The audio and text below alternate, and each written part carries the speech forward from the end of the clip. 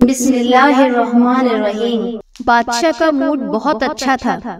وہ نوجوان وزیر کی طرف مڑا اور مسکرا کر پوچھا، تمہاری زندگی کی سب سے بڑی خواہش کیا ہے؟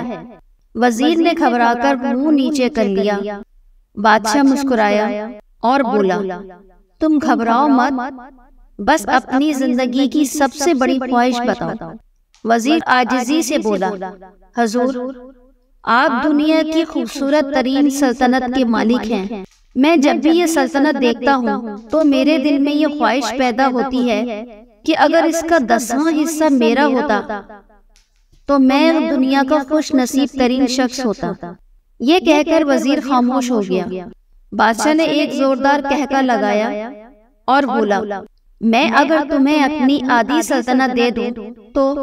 وزیر نے حیرت سے بادشاہ کو دیکھا اور بولا، یہ کیسے ممکن ہے؟ میں اتنا خوش نصیب کیسے ہو سکتا ہوں؟ بادشاہ نے فوراً احکامات لکھنے کا حکم دے دیا۔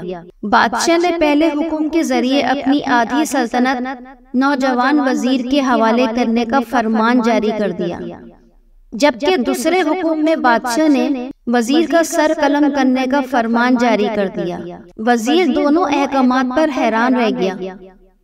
بادشاہ نے احکامات پر مہر لگائی اور وزیر کی آنکھوں میں آنکھیں ڈال کر بولا، تمہارے پاس 30 دن ہیں۔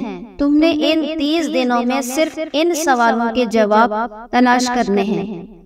اگر کامیاب ہو گئے تو میرا دوسرا حکم منسوخ ہو جائے گا اور تمہیں آدھی سلطنت مل جائے گی۔ اگر تم ناکام ہو گئے تو میرا پہلا حکم خارج سمجھا جائے گا اور دوسرے حکم کے مطابق تمہارا سر قلم کر دیا جائے گا۔ وزیر کی حیرت پریشانی میں بدل گئی۔ بادشاہ نے اس کے بعد فرمایا، میرے تینوں سوالات لکھ لو۔ وزیر نے لکھنا شروع کر دیا۔ بادشاہ نے کہا، پہلا سوال، انسان کی زندگی کی سب سے بڑی سچائی کیا ہے؟ دوسرا سوال، انسان کی زندگی کا سب سے بڑا دھوکہ کیا ہے؟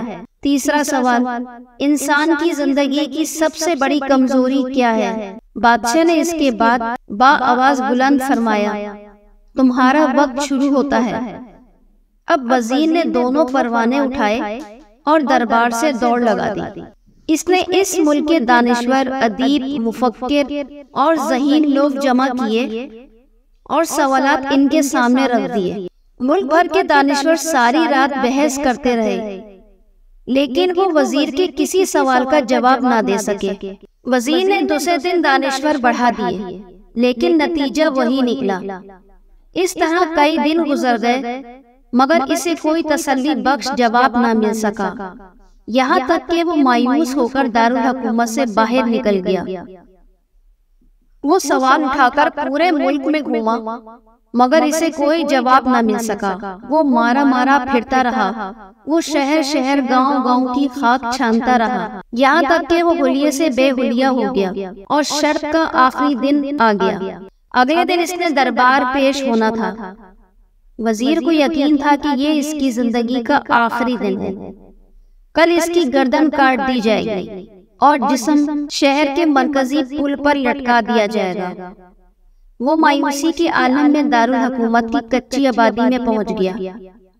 آبادی کے سرے پر ایک فقیر کی جھوپڑی تھی۔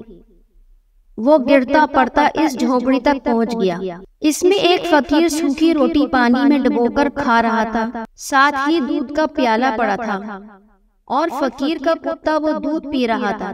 فقیر نے وزیر کی حالت دیکھی تو مسکرا کر بولا، جناب، آپ صحیح جگہ پر پہنچے ہیں، آپ کے تینوں سوالوں کے جواب میرے پاس ہیں۔ وزیر نے حیرت سے اس کی طرف دیکھا اور بولا، آپ نے کیسے اندازہ لگا لیا کہ میرا مسئلہ کیا ہے؟ فقیر نے سوکھی روٹی کے ٹکڑے رکھے اور مسکرا کر اپنا بوریا اٹھایا اور وزیر سے کہا، یہ دیکھیے جناب، آپ کو بات سمجھ آ جائے گی۔ وزیر نے جھک کر دیکھا، بوریے کے نیچے شاہی لباس بچھا ہوا تھا جو بادشاہ اپنے قریب ترین وزراء کو پہنایا کرتا تھا۔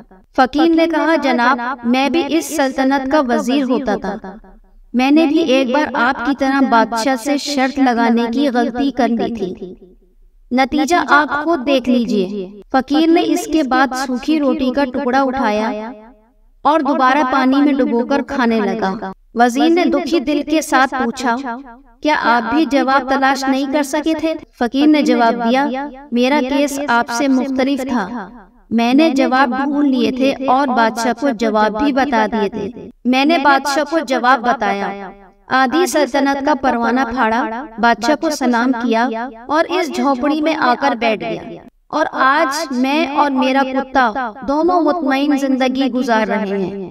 وزیر کی حیرت بڑھ گئی، لیکن یہ سابق وزیر کی حماقت پر تجزیے کا وقت نہیں تھا، جواب معلوم کرنے کی گھڑی تھی۔ چنانچہ وزیر فریادی بن گیا اور اس نے فقیر سے پوچھا کہ آپ مجھے میرے سوالوں کے جواب دے سکتے ہیں؟ فقیر نے ہاں میں گردن ہلا کر جواب دیا، میں پہلے 2 سوالوں کا جواب مفت میں دوں گا، لیکن تیسرے جواب کے لیے قیمت ادا کرنا ہوگی۔ وزیر کے پاس شرط ماننے کے سوا کوئی آپشن نہیں تھا، اس نے فوراً ہاں میں گردن ہلا دی۔ فقیر بولا، تمہارا پہلا جواب ہے کہ دنیا کی سب سے بڑی سچائی موت ہے۔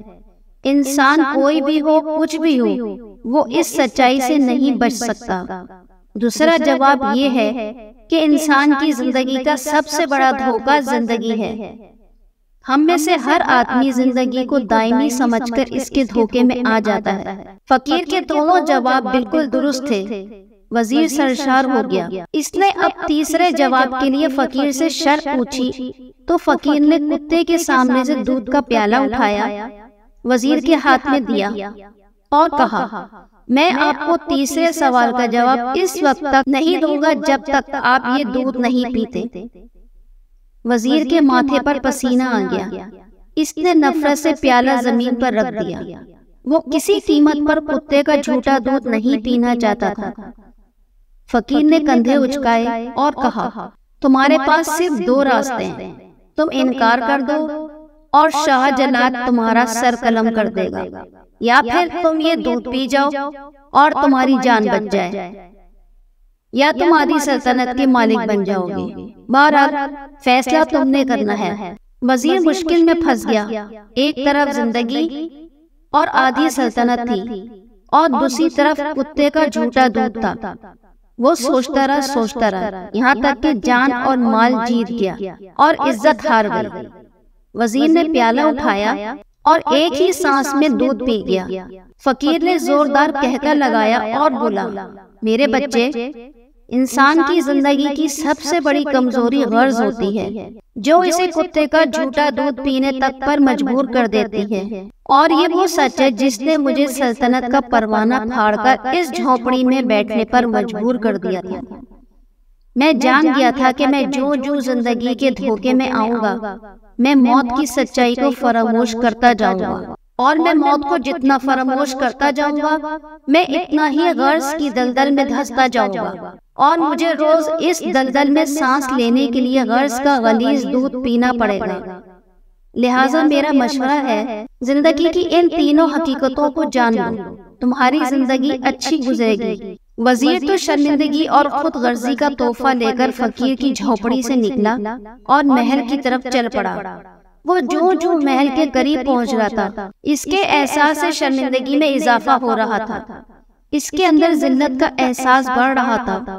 وہ اس احساس کے ساتھ محل کے دروازے پر پہنچا، اس کے سینے میں خوفناک ٹیس اٹھی، وہ گھوڑے سے گرا، لمبی ہچکی لی اور اس کی روح پرواز کر گئی۔ Please share and subscribe our channel and press the bell icon.